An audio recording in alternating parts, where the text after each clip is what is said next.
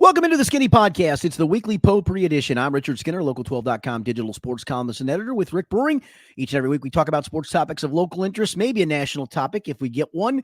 We have a gambling segment, a segment of the podcast where you can ask me a question on any topic. It doesn't have to be sports related. It certainly can be. Just go to the X first, hit up the hashtag AskSkinnyAnything. As always, this podcast presented by Blake, the attorney Maislin.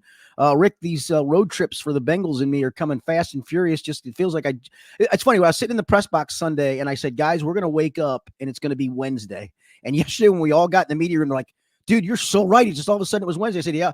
All of a sudden we're going to be up in Cleveland going, yeah, it's going to be Wednesday. And I said, then the next week we got a short week going to Baltimore. These things are coming fast, it feels like. When you pull an all-nighter and then you fly home the next day and it's a travel day, you just feel like you lost about 3 days in a row. So yeah, and I'm an idiot. So I did. I got done with my work. For this is you do it covering basketball too. People think that once the game's over, your work's over. That's really when your work is starting. For goodness sakes. So do a podcast, a column. I usually have to do a TV segment. Didn't have to do it because of Monday Night Football, but I got done about 4:00 in the morning. That's kind of when I guessed I'd be done. That was fine.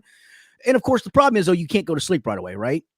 So probably fell asleep about 5, woke up 3 different times because I had my alarm set for 7:15. Didn't feel awful. I really didn't. I mean, felt like just a good 2-hour power nap. Then I got home, had to go to Paycor, do some stuff there, write a story. Then I had basketball practice that night. And then, of course, like an idiot, I had a fantasy NBA draft.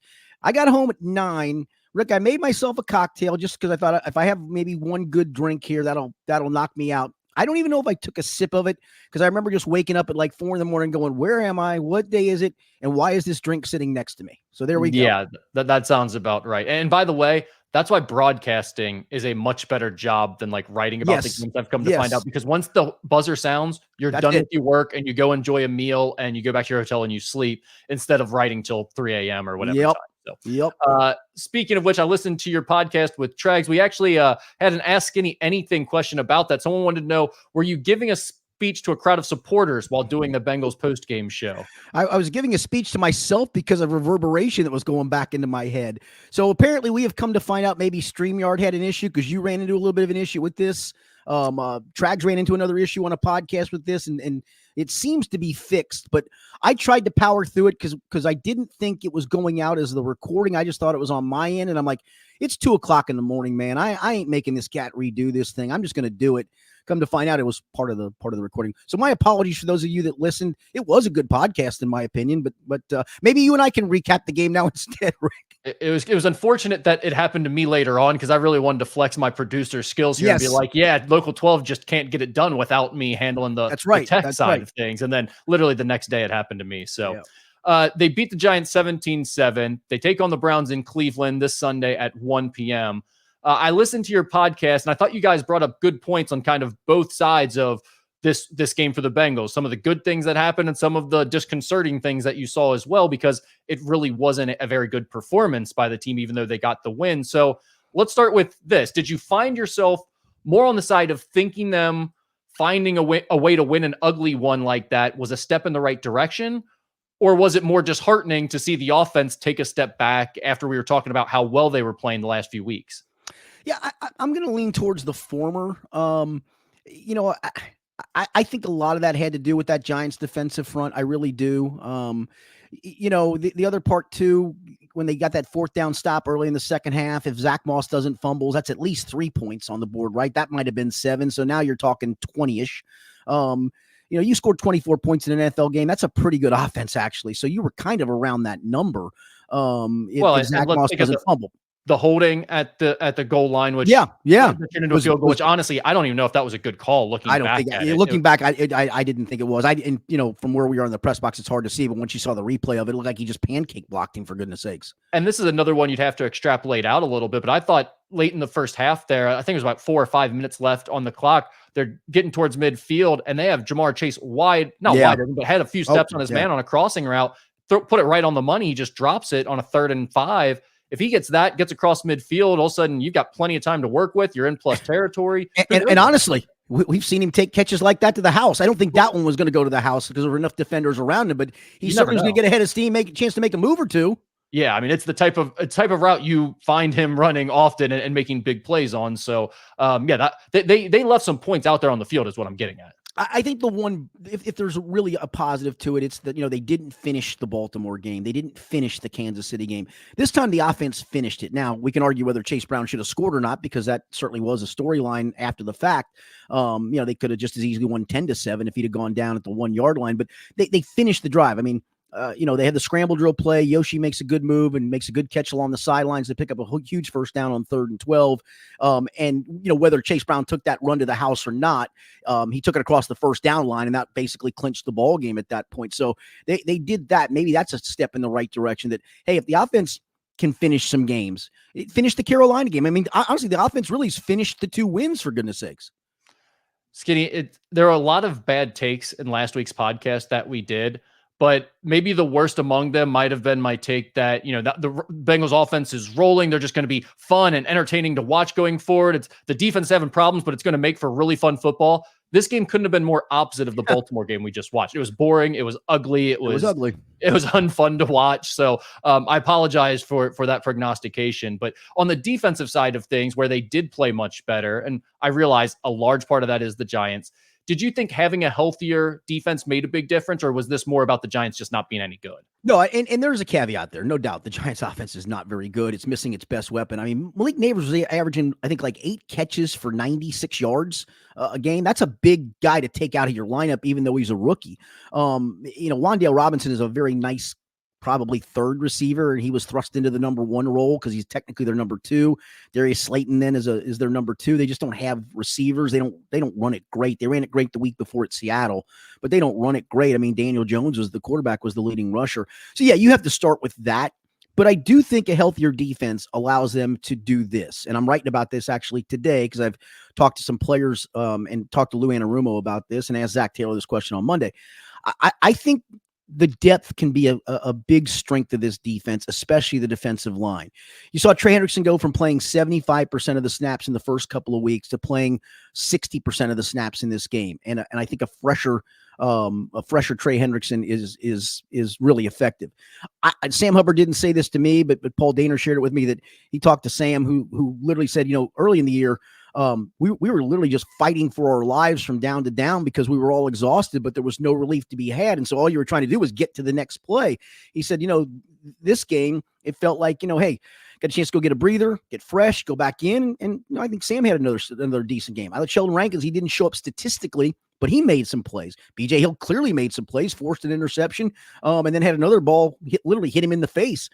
So I think that's the thing. And then you saw some in the secondary. Jordan Battle got a handful of snaps to get some off of Von Bell, and he made a nice tackle in the box. I still don't know if I trust him all the way in coverage, but it was a nice play. You saw Mike Hilton come out on 3rd downs for Jalen Davis. I don't know if that's the long-term solution moving forward. Maybe it is, but you saw Mike Hilton when he was on the field flying around making plays. So I think pass breakup, yeah. Making pass breakup, made a great tackle of Daniel Jones in space when Daniel Jones is not an easy guy to bring down. And I think that's the thing that maybe you can lean into, is the depth will allow this defense to take a step forward. I think they took a step forward the other night. It's not to an elite level because, again, to the talent they played against, you shouldn't give up many points to that team. And they didn't, but I thought it was a good step forward. When I hear quotes from players in post-game press conferences or scrums, I usually pretty much write them off as just, they're just saying whatever they need to say to get out of the interview and using cliches or platitudes that they've heard elsewhere. But in this case, the talking about being able to be refreshed, get a breather, come back in with a little more energy, having your legs under you, it felt like the eyeball test backed that up watching this game. The defense looked different, and maybe that's just because the Giants stink, and maybe it's just because I want to believe that the defense has some upside and will get better this year as they get healthier. But it passed the eyeball test, at least for this one game. And I definitely think you saw, Sam Hubbard is definitely a different guy now than he was 3 weeks ago. There's no argument to be made there. He looks like a completely different player, and he's not the best defensive lineman in the world. He's never going to be a big-time edge rusher, but he can be an effective, solid NFL defensive lineman when he's right, when he's physically right. And so I think having BJ Hill back, those are making a big difference. And then having some depth, I do think, helped a lot. So hopefully that's a sign of things to come here for the defense going forward. Did you have any other thoughts on the defense there, Skinny? No, the only thing I was going to say is Sheldon Rankins and BJ Hill have now played 3 games together. And again, two of these offenses I'm going to mention, you can certainly laugh them off and understandably so. But they played 3 games together, New England, Kansas City, in this past game. Against New England, the defense gave up 13 points. Charlie Jones gave up another 3 with a fumble. In the Kansas City game, the defense gave up 19 points. Kansas City scored another, whatever it was, 7 on a scoop and score fumble return. This game, the defense gave up 7. Again, I know it's New England's offense. I know it's the Giants' offense. But it was also Kansas City's offense. And they held all 3 below 20 points to a 13-point average. I don't know if that's a coincidence. I'm not so sure it is. Now, am I here to tell you that B.J. Hill and Sheldon Rankins are going to hold Baltimore to 13 points? No, but I think they can at least help them get some stops to keep them, keep them in the game. I mean, the offense kept them in the game the last time, scored 38. You should win. So yeah, I do think that. I think sometimes we discount the health factor of, it's just next man up. Well, no offense, next man up got cut.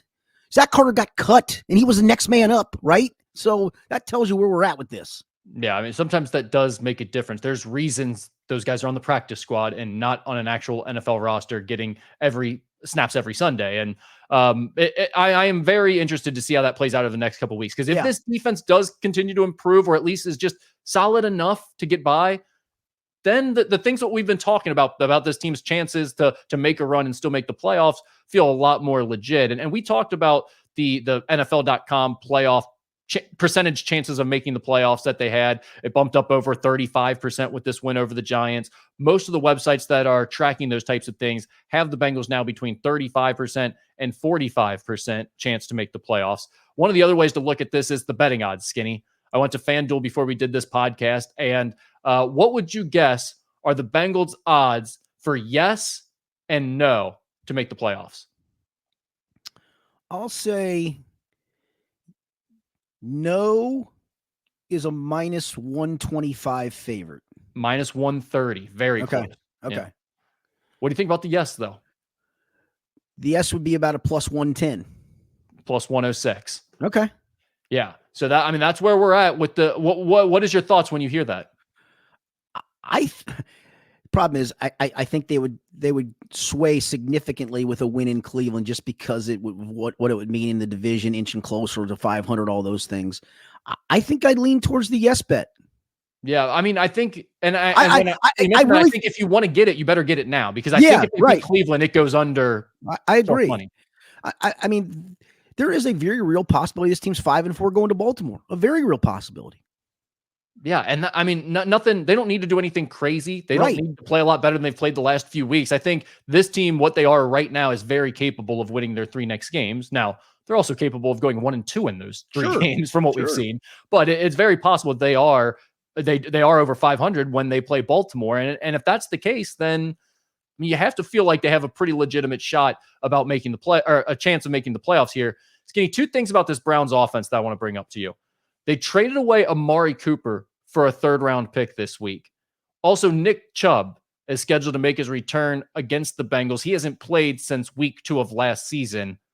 What's the impact of those 2 things? Like, do you see that being a big deal? Yeah, I got to think Nick Chubb's going to have some rust, right? He just, I mean, that's a long time being out. I mean, are you going to suddenly throw Nick Chubb in and say, toed it 22 times for us in your first game back against a defense that literally is going to gang up on you because Jerry Jeudy's their best wide receiver, and I'm not even sure they've got a second best wide receiver, and the quarterback sucks? I mean, yeah, Nick Chubb should have an impact for them, but he'd have a bigger impact if they had a quarterback who was worth a damn, and they hadn't traded their number 1 receiver. Now, that was probably addition by subtraction because he was very disgruntled there. But you can't tell me this is a better football team going into this week than it was even going into last week, and it wasn't a very good team going into last week. Logically, I agree with what you just said, and I love what you said. I want to be fully behind that, but there is a part of me that is scared to death that I know this Browns offensive line has been bad, but is it possible that Nick Chubb gets their running game back on track just enough to give this Bengals defensive front fits? We've seen them struggle to stop the run this year, and I know we're talking about them getting healthier and them improving here, but there's something about this game. It just feels too winnable for the Bengals going into it. It concerns me because it feels like it's like the Patriots game to start the year. I mean, of late, and Chuba Hubbard had some nice runs and ended up going over 100 yards for Carolina, but I didn't think Carolina's rushing attack overly affected the Bengals defense in that game. So really in the last 4 games, that was a good performance by Carolina, but Washington didn't get the running game untracked. Baltimore, until Derrick Henry had the long run, didn't get its running game on track. Certainly not in regulation, it didn't. And this past week, the Giants really never got the running game going. So I think the track record of late is they've done a pretty good job against the run, and having reinforcements back should continue that upward trend. And again, when you're playing an offense that it just has to play in a phone booth because he can't hit a downhill pass or a long pass. And, maybe he does. I mean, at one point in time, Deshaun Watson was considered an elite quarterback in this league, or at least a top tier quarterback. His decline has been just precipitous to the point where it's embarrassing to even watch him be out there playing. And there's a part of me, that's the part that I would say would lead you to be scared of, what if it clicks again for him one game? It just finally clicks of where he once was. That would be the scary part. But we're starting to build up week after week after week of just horrendous quarterback play to the point where the only reason they're playing him is because they're paying him. Yeah, we're past that point for me. I kept thinking that, Skinny. Like, initially when I saw all the tweets and the memes, I'm like, this is a guy that everybody wants to pile on for obvious reasons. And so they're taking their chance to do it while he's making some dumb mistakes right now. I thought it was rust. I thought he was going to knock it off and then he'd be back to being like the Deshaun Watson that we saw when he dropped off the face of the earth because of all of the sexual assault allegations and other things he had going on. But I've watched him a little bit more as this game got closer. I've spent a little more time actually watching the Browns. He's horrible. Skinny, he's horrible. He looks like one of the worst quarterbacks I've ever seen play in the NFL type bad. I mean, I'm not trying to overdo it. I'm not trying to be hyperbolic. That's really what I'm seeing the last few times I've watched him. He's pathetic right now. I would be much more worried if they were going to say, we're putting Jameis Winston in. That would concern me much more as a Bengals fan than Deshaun Watson. Right now, the concern for me is that Nick Chubb being back, that's going to fire them up. They're going to rally around that a little bit. And also it gives them something to focus their offense around of like, understood. Here's our guy now. I understand that. And he's a terrific back. There's no doubt. I mean, but here's the other part. Yeah. That's the other part. I mean, how much is he affected by coming back off of the surgery? Knocking the rust off, is it going to take him 3, 4, 5, 6 games to do that? I'd have a hard time expecting Nick Chubb to come out here and go 22 times for 120. I just would. I think that would be a huge ask for anybody. And even if he did, I'm not sure they do enough in the passing game to even help with that. Well, that's true. That's true too. I'm not sure I'm fully convinced and over that thought just yet, but we'll talk more about it during the pick'em. No, I get that because this Bengals team hasn't done anything to help you alleviate the level of doubt, right? It's like, I'm just waiting for the shoe to drop again. And this is a winnable game and it almost feels too winnable. And I fully understand all of those things. But listen, if you still think this is a playoff caliber team, it doesn't go lose to this Cleveland Browns team, even though the trend of the, they haven't won there since 2017. Burrow's never won there. Zach's never won there. They had a lot of negative trends going into the Sunday night game, Rick, and overcame all those trends. And trends to me are just what they are. They're numbers to play with and look at, but they don't speak to the reality of the moment sometimes. Yeah. And to that point, we keep talking about with this Bengals team, it sucks that they don't have any more wiggle room, but if they can't win this game, right, then you're not good enough. They don't deserve to be in the playoffs. We shouldn't be worried about what they're going to do in the postseason anyway, because they're legitimately just not good enough at that point. No, that's exactly the point. Yeah. All right.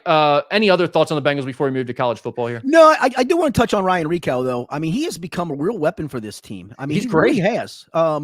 He when he has to hit it far, he can hit it far. He's done a nice job of spinning punts high enough to where guys have to fair catch at the 11. Would I like it to be a little deeper? Sure, but I'm not going to pick nits on that.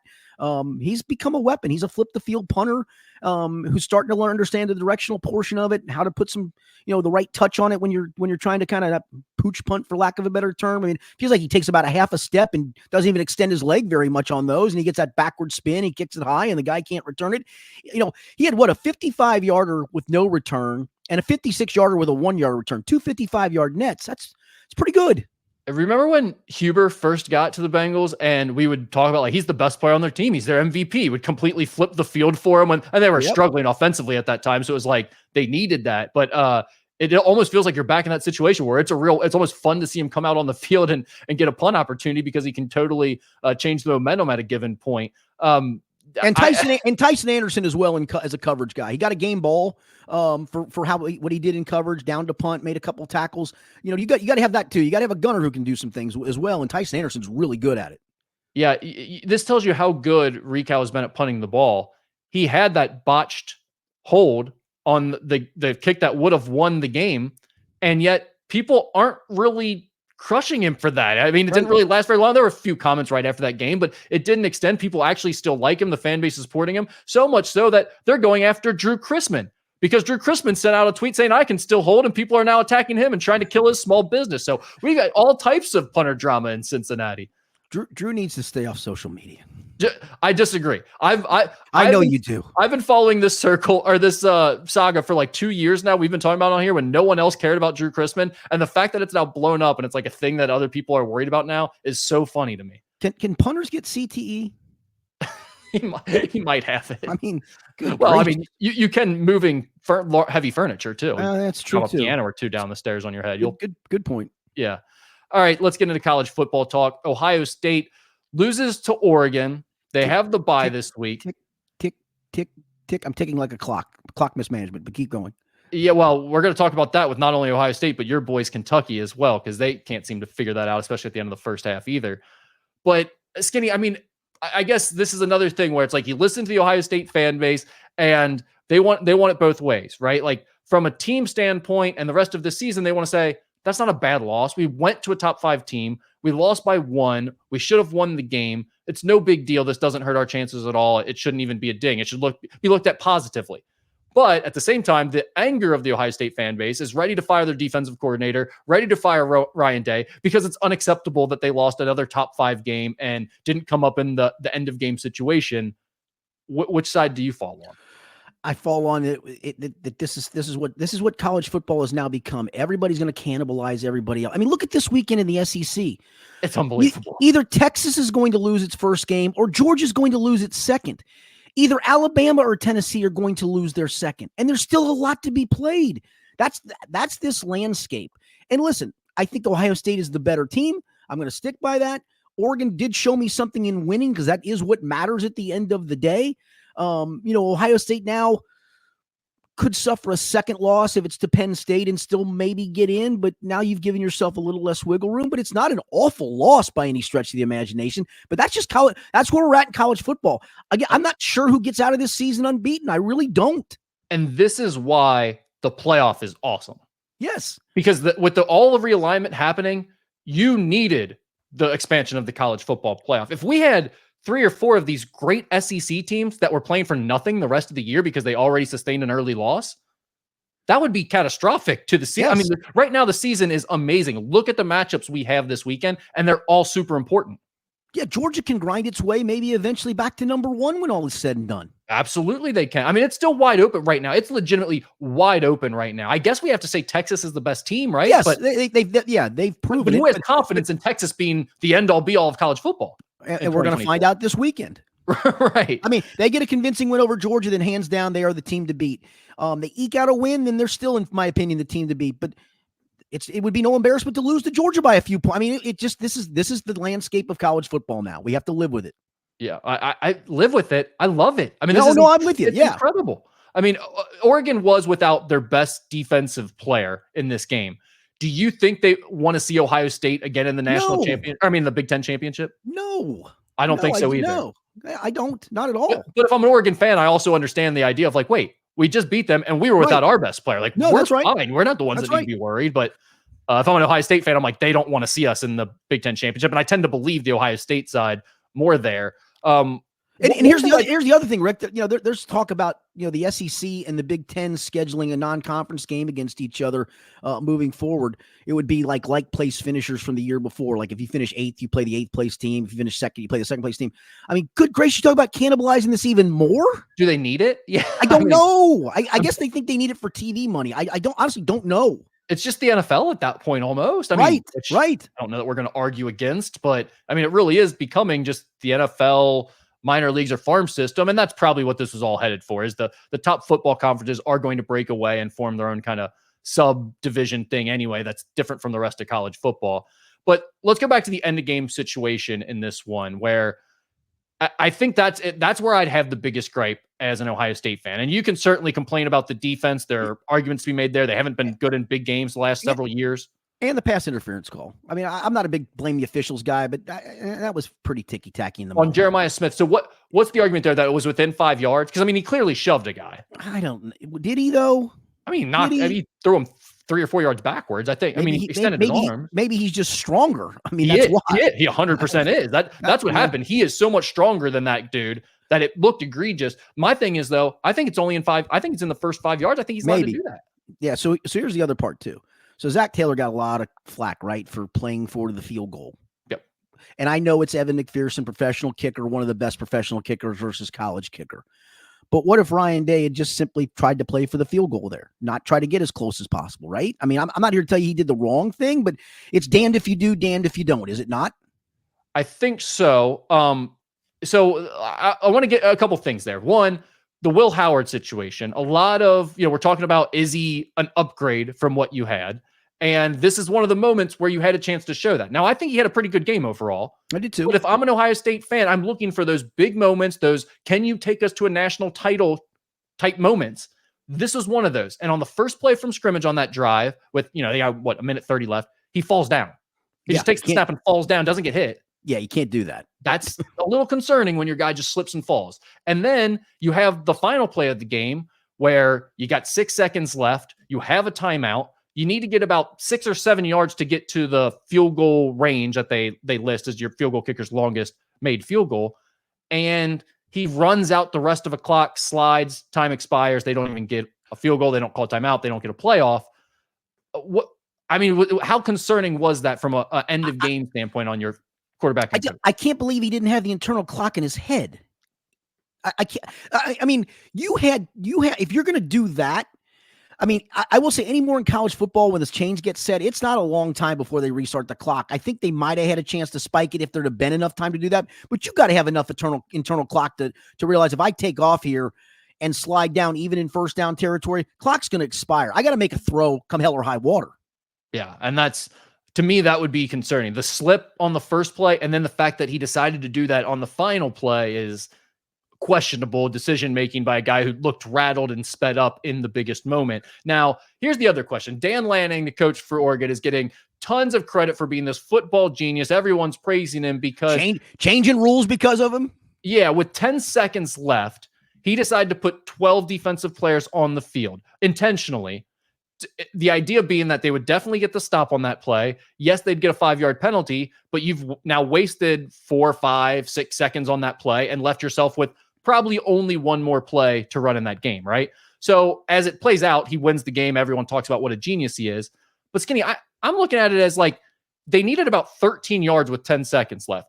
He gives them 5. And yes, they ran 4 seconds off to run that play, so they're only left with 6.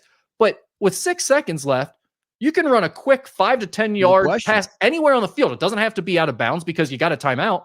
You run a 7-yard pass over the middle, call timeout, still have a second left to kick that field goal. Is he really a genius? I don't know. Then you become an idiot. Smart. Yeah, then you become an idiot for sure. Yeah, and everyone's talking about, he probably would have never admitted that he did it on purpose had it not worked out, but everyone's praising this as like chess versus checkers. I don't think it's that brilliant of a play. Here's the other part. The officials, if they'd have caught it when they should have caught it before the snap, they blow the play dead and call the penalty, and you still have 10 seconds at that point plus the penalty yardage. If they'd officiated right. I guess the idea is you run him on at the last second, so it's so you can't blow it dead. Is that how they did it? Probably. Well, I think you blow it dead anyway. If you see the guy come running on the field and you count him as the 12th, as the snap's going, you blow it dead. Revert it back to the snap count. Well, I think you let the offense play out the play in that situation because you want to give them a chance for a free play, right? It's kind of like the offside thing. I don't know. I don't know what the mechanics of that would be, but to me, I would just blow it dead. Yeah, I do think they will. Obviously, there was a loophole, but yeah, obviously there was a loophole. They've closed the loophole, and that's the other part too. I just don't know if. Yeah, I think to your point, he could have come out of this with egg on his face. He could have. And there might be a situation where it makes more sense to do. Like, say, if there's only 6 seconds left and you do this, now it might make even more sense, right? Because you definitely don't have a chance to run a play and then kick the field goal after if you like 4 seconds left or 2 seconds left on the clock, something like that. But anything else on Ohio State, Oregon, where the Buckeyes are at now that they're in the bye weeks, wallowing in their pity? And that's the other part too. And while Will Howard is being lambasted and all those things, and I still think this offense should score 40 on everybody. I just think there's too much talent not to. You still scored 32 on the road. You're allowed to win that game with 32 points, are you not? Yes, the offense was fine. Really, the defense was the issue. And then the last series, there were certainly some complaints to be made. But again, you went to a top 5 team. And this is another terrible take by us on last week's podcast. I thought Ohio State was clearly the better team. I did too. I was not impressed by Oregon. I admitted on the show that I always have a West Coast bias. Those teams have to prove it to me. Oregon proved it. Without their best defensive player, they went out and won that game. It was a great game. Good for them. Cincinnati pulled out the 19-13 win at UCF. They play Arizona State this weekend. Skinny, this team is crazy close to 6-0. I know you've said that a few different times, but now it's a real thing. They are crazy close to being 6-0. And, the Pittsburgh loss was by 1. That's a ranked team now. And the Texas Tech lost by 3. Both of those games, it's not just like they were there and they didn't have enough time to make the comeback. They should have won those games. Yeah, I agree. They kind of gave them away in a lot of ways. And honestly, I watched a chunk of the UCF game. I actually went when I got to Newark on Saturday. I stayed pretty close to MetLife Stadium, and right next to MetLife Stadium is the Meadowlands racetrack. So I decided I'm going to go over there and watch some simulcast racing. There's going to be football on. I didn't realize they had a FanDuel Sportsbook there. So they actually, where the race simulcast area was, the Sportsbook was kind of off to the side, so I could watch a little bit of both. Sat at a bar with a bunch of Goombas. My guy Tommy from right there in Secaucus, I believe. He kept buying me beers. I felt like I was in the middle of a Goodfellas scene. I couldn't tell who was in the witness protection program, who wasn't, who was a mafioso, who wasn't, who was just a regular guy. I think my guy Tommy was a regular guy. I enjoyed my conversation with Tommy. But he knows the connected guys, of course. Absolutely. Yeah, he hangs at their restaurants. No question. Yeah. I mean, just these guys yelling the F word at every horse race that's going on of you cheating blanker. I'm like, this is so good. This is so much fun. I'm so jealous. But yeah, I'm watching Chuck. UC didn't even play well in one on the road. Yeah. And the defense, you got to give a ton of credit for the bounce back by the defense. That was a really nice performance on the road. But UCF still drove the ball at times, but still, they did, but 13 points is 13 points. 13 points is 13 points. You're right. Yeah, and it's on the road. And this is a defense that we've been talking about how much they've struggled to get stops when they need it. So to see them come up with multiple key stops, there could have been a few different times where that game went a different way, but UC's been on the wrong side of those games a lot. And they found a way to win this one on the road. That said a lot to me. And now Arizona State's starting quarterback isn't going to play or isn't going to start in this game against UC. It kind of opens up. Yeah, they do have a legit backup, though, who has started 30 games at Georgia Tech, and he was one other place, I believe. So he has, and I actually watched their game the other night. I don't know how I've become a closet Arizona State fan. You are. It feels like Texas State win did it for you. Ever since that game, you've been talking up Arizona State. It feels like I watched them a lot for some reason. I don't know why that is, but he came in the other night and I thought played pretty well. He's obviously not the starter for a reason. The guy who is the starter for a reason, so that's a step. But this isn't like you're going from starter to dude who's only taken a handful of college snaps. The backup's is actually started a chunk of games in college football. And I find with a lot of these teams, when you have everyone's bringing in transfer portal quarterbacks anyway, to where there's not a ton of continuity in your system where it's like you just lost a 3-year starter that can't be replaced. Right. A lot of these guys, it's like we had a quarterback battle. This guy beat out the other guy by this much, and so that's who we've stuck with through the first 4 weeks. Right. But I think you're seeing that where there's a second quarterback a lot of times that's pretty close to the first guy, unless you're really talking about the elite schools. No, that's right. Yeah. I think it's a game that Cincinnati, the bigger thing for, if I'm a UC fan, is it's like, well, Arizona State is having to figure out some things right now. They're a little bit in flux on the offensive side, and you hope that plays in your favor. Well, and the other part, I'll just do it now. We'll pick these games here in just a little bit. I mean, the time zone differential is real too, I think. I mean, for Arizona State, I mean, they're playing this game at noon Cincinnati time, as opposed to, I believe they're Mountain time zone. I don't think they're Pacific. They're basically playing a body clock at 10 a.m. Right. Now that's weird. I mean, you got to think now they're waking up probably at like 6:30 a.m. Right. And getting into the routine at 7 a.m. for all that stuff. So it really is kind of a weird thing to do there. That's the other part. I can't remember who I heard say this. It was on a talk show last night. And this is the thing that none of us really consider. Right. And I mean, that's with this conference stuff. Like for teams in the Big Ten to go from like Happy Valley to Washington to play or vice versa, that's a long time being on an airplane, man. That's a long time with your, you don't have much time to get your body clock adjusted either way you do that. It's probably easier in theory going east to west than west to east, but I don't know if anybody really considers a lot of that stuff. Right. And I actually, you know what? I think it was Sean Miller talked about this last night on an interview with Lance McAllister about, he said it used to take us 4 hours to go from Tucson to Washington. He goes, it's a long trip. And now these teams are going, because he was talking about how good it is to be in the Big East.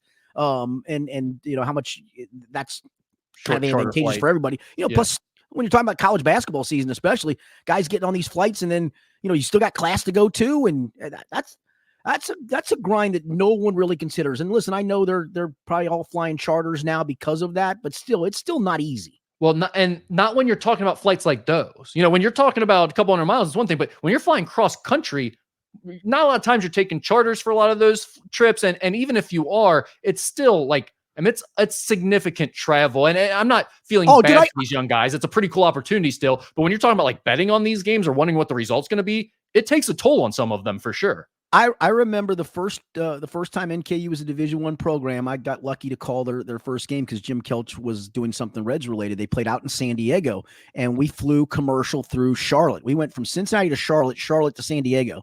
And I'm watching some of these bigger guys. They didn't have a bunch of 6'10", 6'11" dudes. They had, some 6'7", 6'6", maybe a 6'8". These dudes in coach trying to sit on those flights for that long, I'm like, it's uncomfortable for me at my size. I can only imagine what it's like for your size. Well, they've had 7-footers each of the last 2 years. We went out to Washington State, Pullman, Washington. Yeah. We went out to Seattle last year and St. Mary's. So it's like I've seen that firsthand, and it's what you're talking about is legitimate for sure. Skinny, finally, we'll wrap it up with Kentucky. They lost at home to Vandy 20-13. They play at Florida at 7:45. Yeah, good. Before we bash Kentucky, let me just say this. That win by Vandy is almost as impressive as the Bama win to me, because we talked so much about like they got the Bama win. They're going to have a letdown. They're still Vandy. And they played a solid game. They were good. Kentucky wasn't good, but Vandy was solid. Yeah. Kentucky crapped all over itself, but I expected Vandy to crap all over itself. And it exactly. Didn't. And so that's the point. And I thought their quarterback would still be hungover.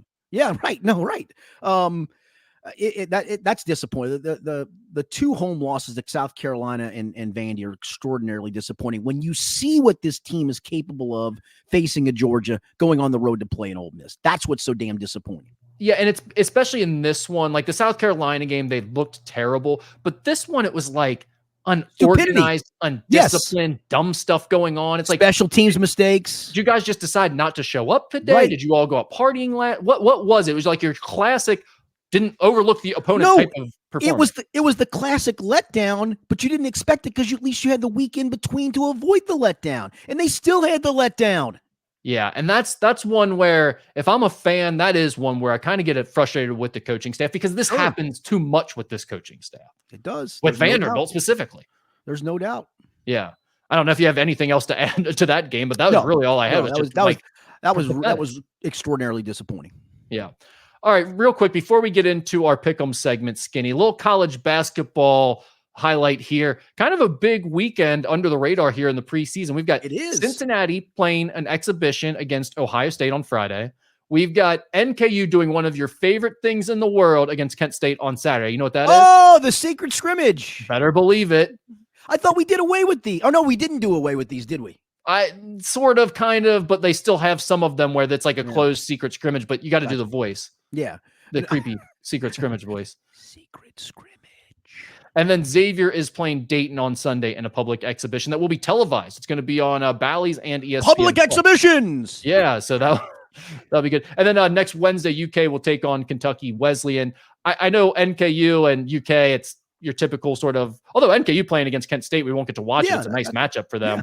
There's your typical preseason stuff. With UC and Xavier, especially being on TV against Dayton, are these exhibitions ones you pay a little more attention to, that you're more interested in than usual? Yeah, but I think the coaches will coach them as such, though, right? And that's the thing. So don't read any result into it. I know you're probably you look like you're about to disagree with me, but there's no way these guys are playing these games to win. I'm telling you right now, I can't see a way in which Xavier and Dayton are doing anything but that. Honestly, like, I know it's an exhibition. I know it doesn't matter, but there's no way Xavier is going to be okay going up there and being like, yeah, we might lose this one. Yeah, they refuse to play this program at all during the regular season. Dayton's been winning their chance against them for like however long. It's been a decade now. Are you going to run out of 7-man rotation in an exhibition game? Oh, they just lost a guy for the year. I know they did. How many they're going to be playing? I do want to ask you about that. Troy Ory gets hurt. How much of a factor is that? I tell you what, it's big because one, he was going to start at the center position. He was going to be their best defensive big man, their best rebounding big man. But as much as anything, part of it is you've got two guys who are kind of working their way back. John Hughley has been trying to lose a ton of weight. He came in at like 320 pounds to Xavier, transferring from Oklahoma. He's coming off an injury.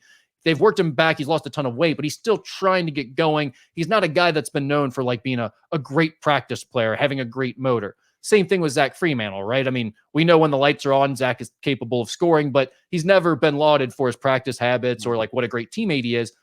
Lassina Traore pushed those two dudes every day because he practiced extremely hard, and they know he's playing more minutes than I am right now if I don't turn it up a notch. So it kind of forced them to play at a higher level every day, and I think that was helping them. Now that he's not there, and he's not going to be there all season, I wonder how much, like, if Xavier's front court is a problem, if the center position is a problem, that'll be why it is. Yeah, because then there's no extra answer to it. Yeah, and because those guys weren't getting pushed the way they otherwise would have been. Because I do think that was a legitimate thing for this team that was helping them. And I don't like over the course of a season, it's easy right now in preseason when everyone's focused on it. But when you get into like 2 practices in the middle of the week in between 2 games and they're like half walkthrough, half real practice, like is Zach Fremantle still going to be at his best? And that's something that, you wonder a little bit without Lassina Traore out there. So it's definitely going to cost them. But at the same time, if they're as good as a lot of Xavier fans think they are this year, then losing one big man who wasn't going to be a double-digit scorer, I don't think, wasn't a big offensive presence, shouldn't derail your entire season, hopefully. And the regular season starts, 2 weeks from Monday? Does that sound right? November 4th. Yeah, wow. Yeah. All right, let's get into our pick'em. You were, I do not have our totals on here, but you had a great week last week. You were 6-2.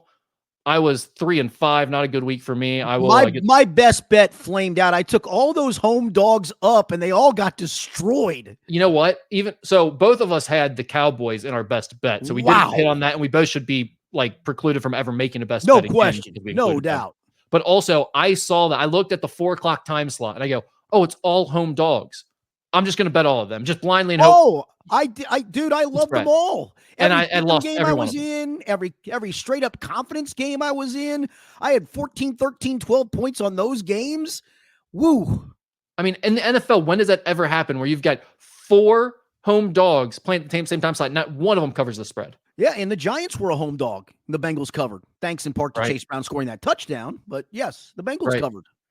Ohio State is on a bye this week, so that'll eliminate one game for us. We have Saturday at noon, Arizona State at Cincinnati. The Bearcats are now a 5.5-point favorite due to Arizona State's quarterback being out, and the total is 49.5.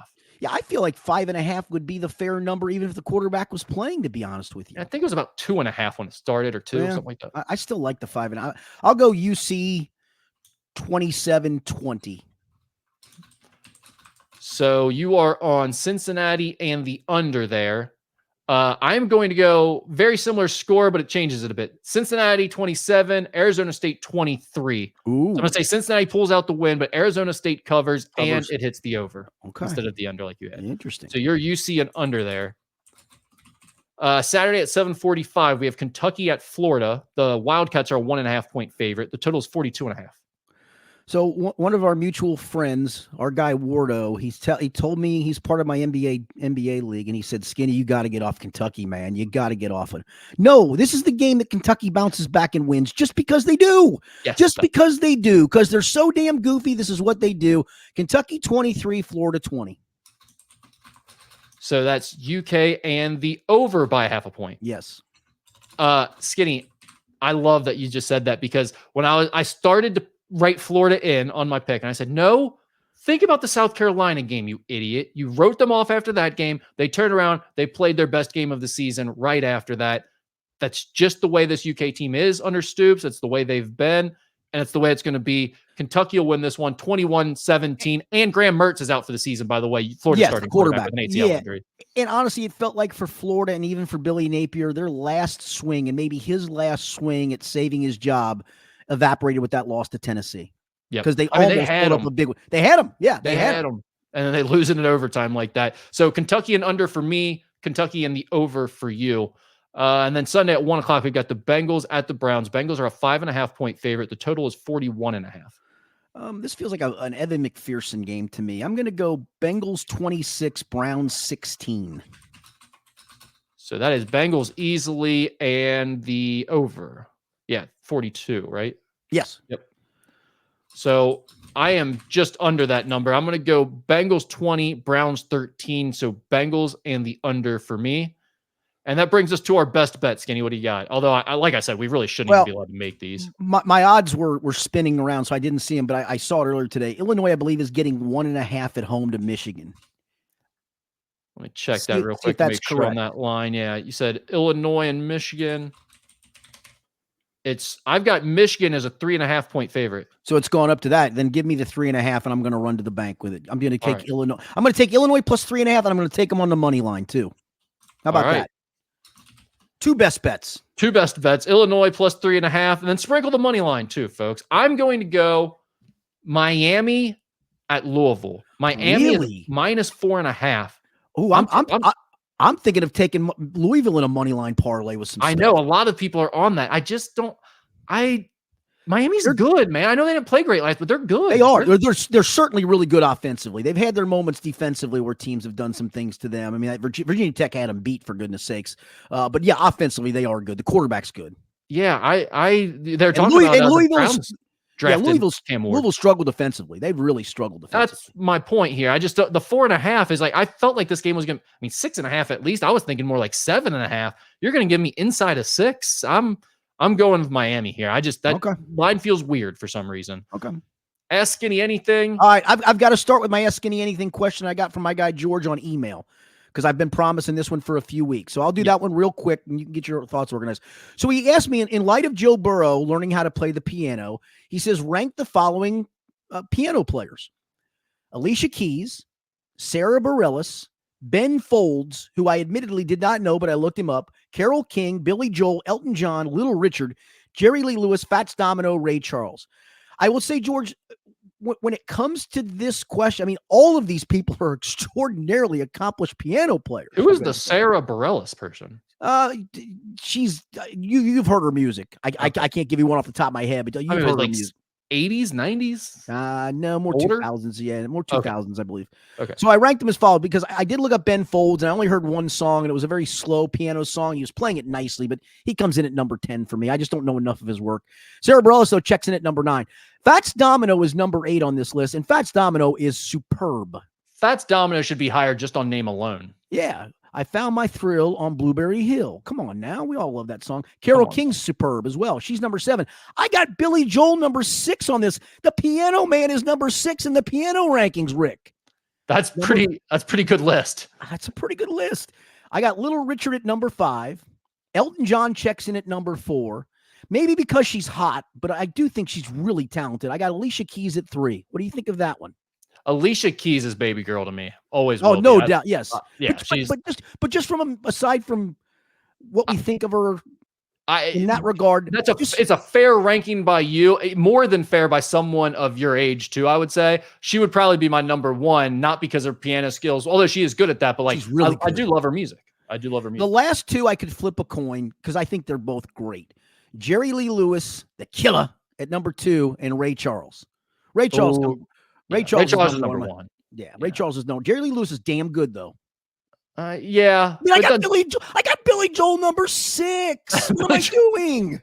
It's the Piano Man. Yes. Tough hit for him. George, that's a great question. I mean, you made it tough on me. You made it easy for the bottom 2 because I don't know a ton of Sarah Bareilles. I know who she is. Ben Folds, I didn't know. And again, unfortunately, I probably picked the bad song for him to listen to. It was very slow and melodic. And and here's the thing, Rick, when these lists come in and people ask me to do these rankings, Mo Egger's the one that started this.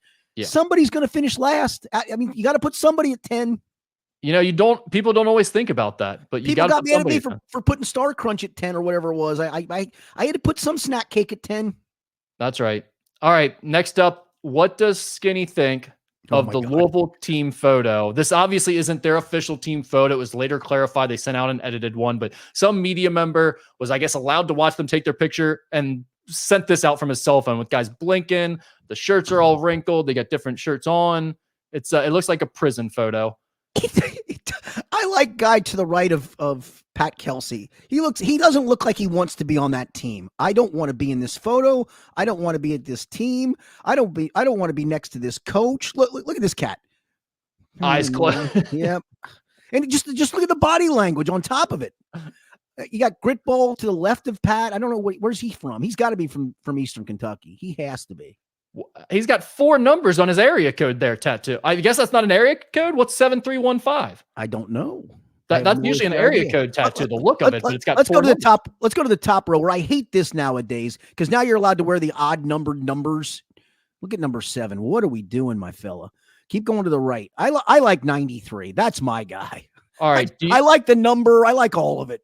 So someone pointed out to me that Pat Kelsey might have a little bit of high school girl tendencies here and intentionally pictured the least aesthetic looking player right behind him. It's possible too. I'm going to guess that my man's had a tough time in the conditioning portion of practice. What do you think? I'm a little surprised that Coach Kelsey even lets a guy look like that on his. I would feel like the conditioning would have taken that out of him already. Yeah. There's a little bit. It's amazing he survived. Yeah, boy, that's quite the picture. Do you have any thoughts on team photos, like proper protocol? Do you like team photos? Should they? Well, here's the thing. The only person who should be taking the team photo is the official team photographer, who then, when they get it correct, and because sometimes, as you know, it's, hey, on 3, everybody go whatever, say basketball, and everybody says it, but then there's invariably somebody blinks, you get freaked out by the flash, whatever, and they'll go, got to retake it. And they usually take 3 or 4 or 5 and come to one they really like. So nobody else should be in there taking the photo. That's the key. Yeah, it's weird that they allowed some media members in for this. I'm not exactly sure why or how that happened. I mean, I understand they probably did like a media day thing. Yeah. They took their picture after that media day thing, so people were allowed to kind of mill about and do their own photos, I guess. But that's not how you do that. First of all, I'm sure they won't make that mistake again. But second of all, it was also hilarious because this guy who sent out, he's like SINow.com, so he's like a pseudo journalist, right? He's not like an actual beat writer, but he's one of those guys who puts a bunch of clickbait things out there. And he was not playful about this at all. I mean, he puts out like the worst picture of Louisville's team, but he's also like, I guess, sort of a fan of the team. So he's like getting very offended by KSR and all the other college basketball fans clowning on him and the team. And it's like, dude, you put the picture out. Look at the picture before you send it if you don't want to get Louisville clowned on. And I like Pat Kelsey. I've known him for a long, long time. Covered him actually as a high school player. But those glasses on him don't even look that good, do they? I mean, am I wrong? Thing. That's his branding. He thinks that's important. Okay. Yeah. I mean, that if you can't laugh at that photo, I don't think you have a sense of humor. Yeah, I mean, that's the thing. It's like, does Louisville want that out? Of course not. Is it a great look? Are people going to make fun of them? Are UK fans going to bring up KSR? Yes, but who cares? Is it going to be the official team photo? No, it's not. Right. Is everyone going to forget tomorrow if you just don't worry about it and laugh it off? Yes. But instead, this guy's blocking all the KSR writers and stuff. And he doesn't even work for Louisville. This dude is just like a media guy who covers teams. This is why you can't be too attached to your team, guys. Relax. No one's coming after you personally. It's correct. What are your guys' go-to breakfast meals and favorite breakfast meals? I guess go-to means the one you eat every day. Yeah, I don't eat breakfast every day. I don't either. In fact, I rarely eat it. It's usually, for whatever reason, it'll be like if I didn't have dinner for some reason, was just too busy and got home and fell asleep, and I'll wake up, I'll have breakfast then. I usually will make myself kind of my own omelet. I'm not very good at it. It ends up being more scrambled eggs with crap in it. Hold on. Can we just rebrand omelets to scrambled eggs with crap in it? Well, because I have never, and I want to be able to do this. I've never been able to get the flip correctly. So as soon as I mess up the flip, I just go, oh, to heck with it. I'll make the scrambled eggs. But it's usually I buy that package of bacon crumbles. So here's what I do. So I put the bacon crumbles in the pan to get them heated up a little bit. I don't just take them cold out of the bacon crumbles I'm talking about. Oh yeah. Right? I used them last night on a flatbread. So I'll fry those up. Then I'll scramble a couple of eggs. I'll pour those in, a little cheese in there. If I have a little onion, I'll cut up some onion. If we have a little spinach, I'll put some spinach in there, put a little bit of a hot sauce in there, and then I'll put it all together and a handful of slices of bacon and a piece of toast, and that's breakfast. I will say we have watermelon in the house a lot. I'll have that for breakfast more times than not. I used to be, when I did eat breakfast primarily, and I've never been a big breakfast guy. Part of it was my dad always made us breakfast. Let me just tell you something, speaking of that. So back in high school, my mother used to work a real weird shift. She worked for Delta Airlines in reservations. And so she worked a lot of times the overnight shift or the late shift. So she'd sleep in the morning. My dad worked for American Airlines.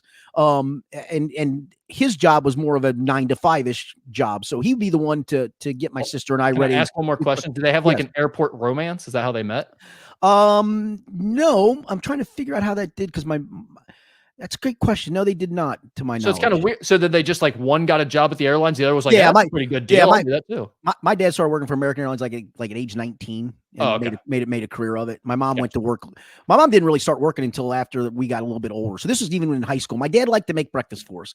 And I would tell him, Dad, I don't want breakfast. You got to have breakfast. You got practice today. Okay, Dad, I'm going to have lunch at some point in school. I'll be all right, but that's okay. So here's what maybe turned me away from this. So some days, the breakfast would be just a nice slice of crumb cake or a couple of eggs with a piece of bacon or two. That was fine. But then there used to be a thing called brown and serve sausages. Did you ever have those in your lifetime? Yeah, they're like come in the box and you just heat them up in the pan. Just horrifyingly awful. And so here's what I used to do. So my dad would make breakfast for my sister and I. We'd come down, and then he'd go up and finish showering and shaving and putting a suit on and all that stuff while we ate breakfast. I hated those brown and serve things so bad, I'd make my sister eat them. I go, nope, you're eating them. I'm not going to eat them. I'm not going to do it. But Dad's going to get mad if they're still sitting on the plate. And she'd go, I don't like them either. I go, that's too damn bad. You're going to eat them. So then it came down to the point of I decided we're just going to throw them away and hide them deep into the garbage can. So I like throw them way down in there, leave a few crumbles on your plate to make Dad think that you ate them. They were just, and maybe that's what turned me off the breakfast. I don't know, but if I was a go-to breakfast guy, it would probably be a cup of yogurt with grape nuts mixed into it. I used to eat that all the time. I don't know why I got away from eating that. I really don't. Hey, hon, welcome to Waffle House. What do you be having? I'll take the scrambled eggs with crap in it, please. Yes. I really prefer that better than omelet. That's the new omelet. Yes. Yeah. I remember cereal, like how cereal was just a thing during your childhood. And then it's just like, yes, you realize one day you're just eating nothing but sugar and you're not allowed to do that. Yeah, no, it's good as it sounds. I could eat Frosted Flakes just right out of the box, just handfuls of them out of the box in the day. I've rediscovered Honey Nut Cheerios because of my son. Yeah. And I've been crushing dry Honey Nut Cheerios. I'm not kidding you. I believe you. Yeah, I ate like half a box dry. It was supposed to be for him. I think I ate half the box just while I was getting it out for him. So it's dangerous. I would say that, what I really love and I never have it is French toast. Love I'm not a French toast guy. Occasionally we have toaster strudel in the box. I'll have one of those every once in a while, but I'm just not a big breakfast guy. I got too much going on half the time. I don't wake up hungry. So, but when I do have a good breakfast, it's clearly an omelet full of crap. Scrambled eggs with crap in it is scrambled eggs with crap nomenclature. Yes. My go-to is actually usually 40 ounces of Coke Zero in the morning. I'm a big coffee guy. I'll have a glass of juice when I first get up, and then it's probably 2 or 3 cups of coffee, and off with my day. All right, we'll wrap it up with this. I guess this is old man afflictions that they want to ask you about. Would you rather have to use a hearing aid or go bald? I'd rather have to use a hearing aid. Listen, you pull off bald. Paul Daner pulls off bald. Mo Egger pulls off bald. And maybe you just do. You either pull off bald or you don't. I just don't know if I'd pull off bald. I agree with that. You're a hair guy.